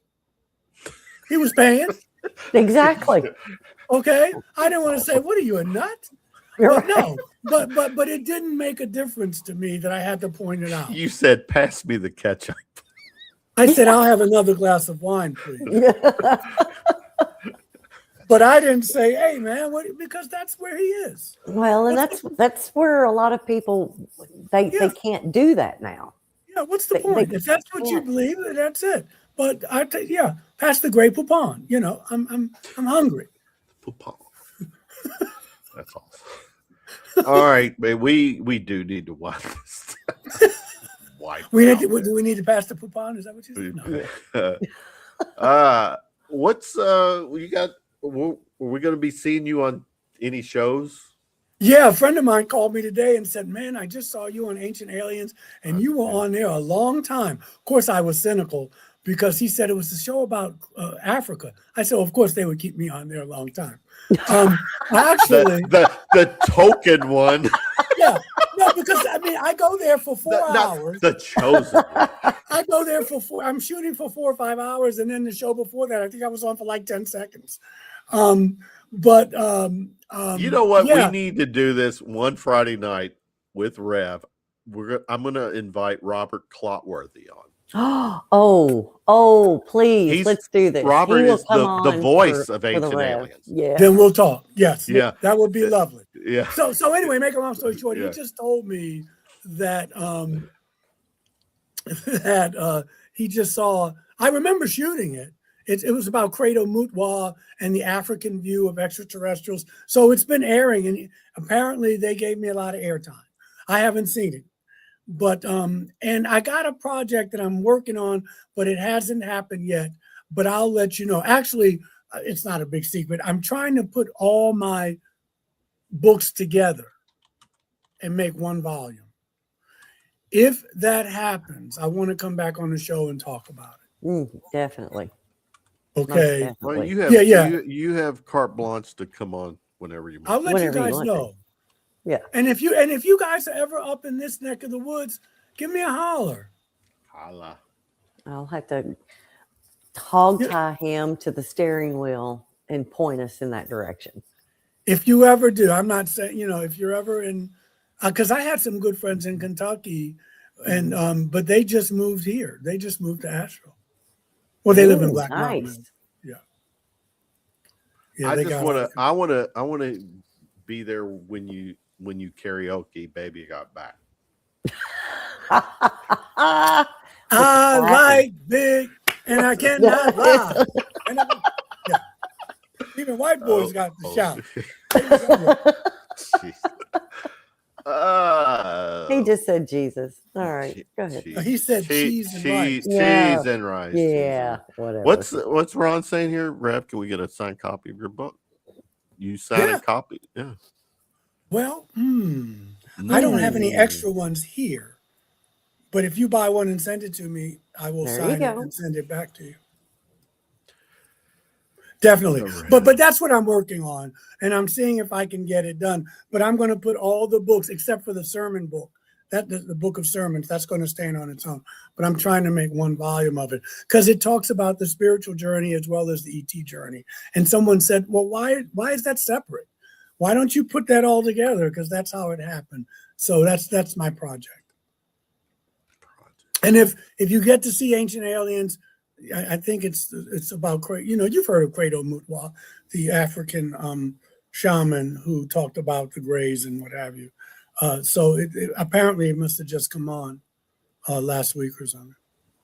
We need to get you some royalty checks rolling in from Ancient Aliens. Just they don't. I wish I could, but they don't do it unless you're, one of the stars of the show. I'm just a consultant. Yeah, I just get a flat fee and they fly me in and I do it. I get a meal and I come back out. Sounds sexy. I would do the same. Sounds sexier than it is. But I mean, boy, some royalties would be really nice. Hold on. I think I have you all keep talking. I think I have a way to thank you, Tara, to fix Johnson. that. But keep talking. Hold on. You all keep talking. No, you're going to fix what? Royalty? He's going to do something. He's going to do something inappropriate. No, it's not inappropriate. Well, it can't Then be I any don't wanna worse than see what I it. got. Well, it's yeah. now after midnight. I do inappropriate things. Okay. There, yeah, I'm Well, almost sure of that. But not on camera. So there we go. Yeah. So this was my thing. Kevin needs to be humble. Bullshit. At the ripe old age of 59. Did you Yeah. say 59 or 49? He's 59. Don't worry about it. How about He's that? 59. Here we are.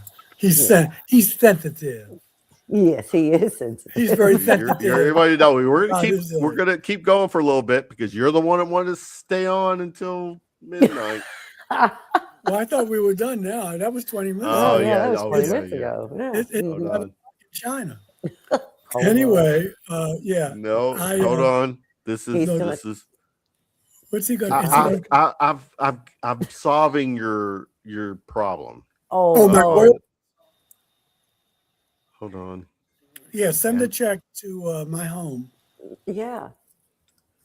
I can. Well, I got one more year of college for my daughter, Mhm.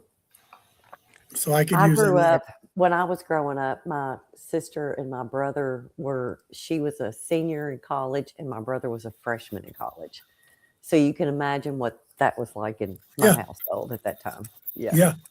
Yeah. I mean, This- and it goes fast. This will get you royalty checks. Okay. Wow. No. Wow. You get the hair. It works for him, right? Wow. That's amazing. That is amazing. Wow. What a I way to don't know. end the show. I don't know what to say, brother. That's I thank you for that. we gotta turn this into a meme or something. I look mean, like I've been drinking more than water, but that's all I've been. Yeah, that Wow. looks like a few cognacs and Yeah, that's me on goatee New is Year's Eve. strong. That's But me yeah. on New Year's Eve, I brother. love this. How cool is that? You're hilarious. Yeah, you're a very sick man, brother. You Mm. really are. Maria, you have to help him. And he's mine. I don't know Yes. what I don't know what Cheers, to do about cheers. this. Good to All see right, you. people, we are rounding third and heading for home for the night. I appreciate everyone hanging with us. Rev, we love What were people still watching that? Yeah, they've got a few five We people got five still people watching. still watching it. He Yeah. has no shame. Yeah. Nope. No shame in your game. You are It's elder abuse. seriously, you are a beautiful man inside and out, man. Brother, we you are you're looking in the so mirror. freaking lucky. You are to- looking in a mirror. Maria, Well, you too. Yeah. You know what? Listen. You're the man. Listen, You are the effing man. Football players don't hang out with basketball players. Not because they're bad. You Mhm. hang out with people who you vibe the same frequency. This is And true. so whatever good you see in me, brother, it's right back at you. Appreciate you more than you know, buddy. You know, so but we'll talk in a couple of weeks. We will. We will. And I'll let you know about the thing. You know, I'll let Gotcha. you know about when I find out about this. Hey, thank you, Earth Radio. I will let you know about the ancient alien thing. Yeah. All right, Maria. Have a good night and have a safe weekend, okay? Yeah. Okay, y'all. Appreciate you. Have a Peace, good- okay? See ya. All right. All right. So yes, my battery on my laptop just said it's time to go. Oh, really? Yes, All it right. did. Thank you, everybody. This was fun. Yeah. I mean, I'm not It's just, wonderful. that's just not words. I mean, he truly is a beautiful man inside and out. Just, and he's, for someone like, to me, I as much as we watch Ancient Aliens, that's how I've come to know him or knew him. And for him just to give us freaking 2 hours on a Friday night, Right. he's the best. Appreciate everyone in the chat, man. It is officially Saturday. We need to get the hell out of here. Yes, we do. All right. Appreciate the chat. Love you guys. Everyone have a good weekend. We'll see you next Friday, right? Peace. Night. See you. See you.